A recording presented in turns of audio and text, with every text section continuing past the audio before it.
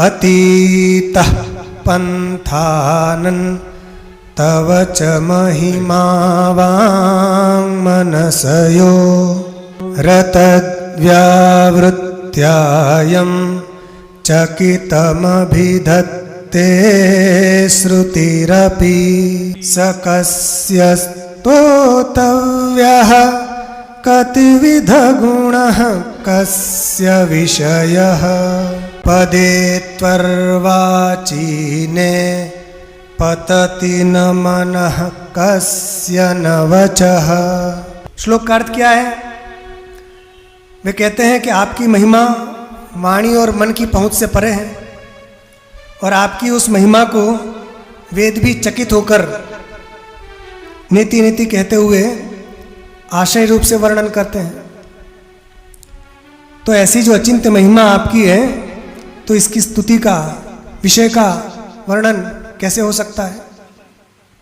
और जब किसी की स्तुति ऐसा करने में समर्थ नहीं हो सकती, तो आपके जो गुण हैं उन्हें जाने कितने प्रकार के हैं, अर्थात अनंत हैं। इसलिए प्रभु, जो रमणीय आपके जो सगुण रूप के विषय में वर्णन के लिए किसका मन आसक्त नहीं होगा और किसकी वाणी उसमें प्रवृत्त नहीं होती। अर्थात सबके मन वचन आपकी महिमा का गान करने में संलग्न हो जाते हैं और सभी अपनी वाणी को प्रेरित कर वर्णन में लगा देते हैं। ये इसका सरल अर्थ है। अब आप देखिए, यहाँ पर वे कहते हैं भगवान की जो महिमा है वो मन वाणी से परे है। भगवान भी मन वाणी से परे है, क्योंकि मन का विषय है चिंतन करना, वाणी का विषय है बोलना। तो परमात्मा न मन का विषय है न वाणी का विषय है।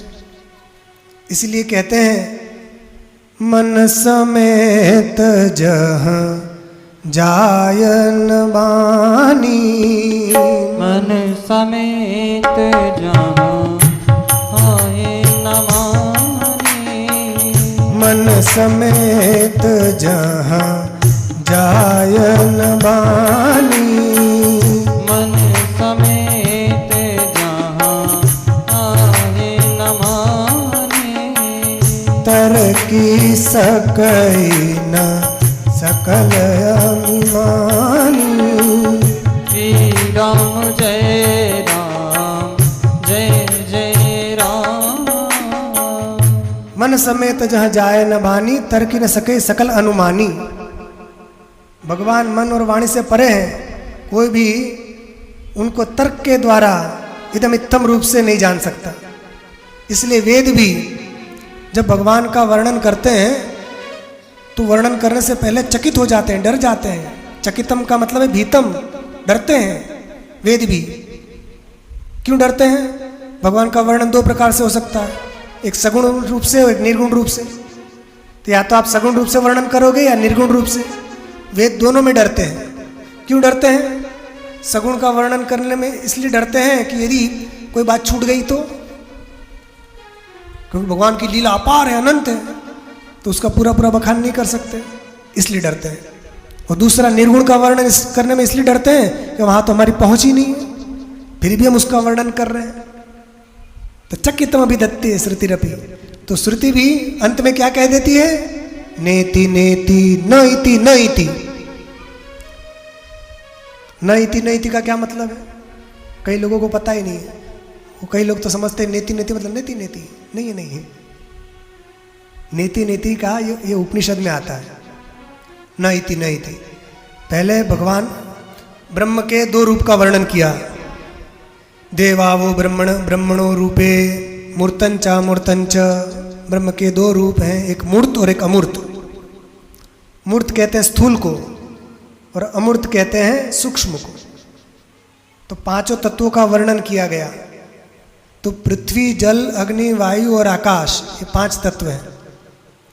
तो इसमें से जो पृथ्वी, जल और अग्नि, ये तीन जो हैं ये मूर्त हैं, स्थूल हैं, जिसको हम देख पाते हैं इंद्रिय अपनी आंखों से, वो स्थूल है। जैसे पृथ्वी को देख पाते हैं, जल को देख पाते हैं, अग्नि को देख पाते हैं, ये मूर्त है।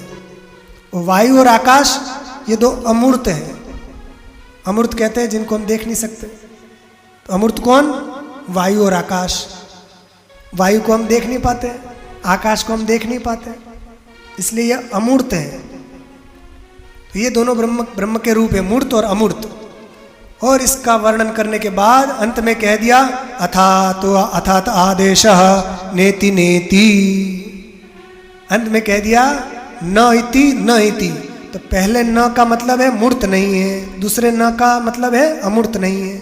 अर्थात न परमात्मा मूर्त है, न अमूर्त है, न स्थूल है, न सूक्ष्म है, इन सब से परे है।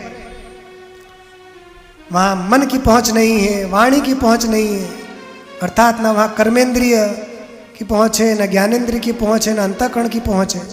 मन समेत जहाँ जाए न बानी, जहाँ मन भी नहीं जा सकते, वाणी नहीं जा सकते। तर्क ही न सके सकल अनुमानी।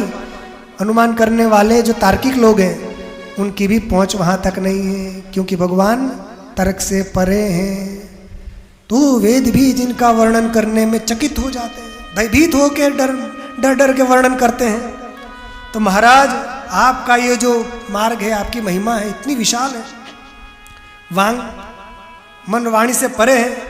वेद भी जब इसका वर्णन नहीं कर सकते तो फिर मैं कहाँ से कर सकता हूँ? तो आप किसके द्वारा स्तुति योग्य हैं? कौन आपकी स्तुति कर सकता है? और आपके गुण कितने, इसका पार कौन पा सकता है? कहते हैं संसार में जितने भी रेत कण हैं, रजकण हैं, उनकी गिनती भी यदि संभव हो सकती हो, मगर भगवान के गुणों के, उनके नामों का भी पूरा पूरा बखान नहीं किया जा सकता। इतनी अपार भगवान की महिमा है। तो आपका ये जो अर्वाचीन पद है, आप फिर भी मैं आपका गुणगान गाने के लिए बैठा हूँ। आप की महिमा इतनी अपार है, किसका मन और किसकी वाणी आपके गुणगान गानों में प्रवृत्त नहीं होगी। अच्छा, तो तुम क्यों गुण गाना चाह रहे हो? मेरा गुणगान गाने से तुमको लाभ क्या होगा? कुछ यश चाह रहे हो, धन चाह रहे हो? कि नहीं महाराज, मैं आपकी स्तुति क्यों कर रहा हूँ? तो तीसरे श्लोक में पुष्पदंत जी कह रहे हैं, तीसरा श्लोक निकालिए।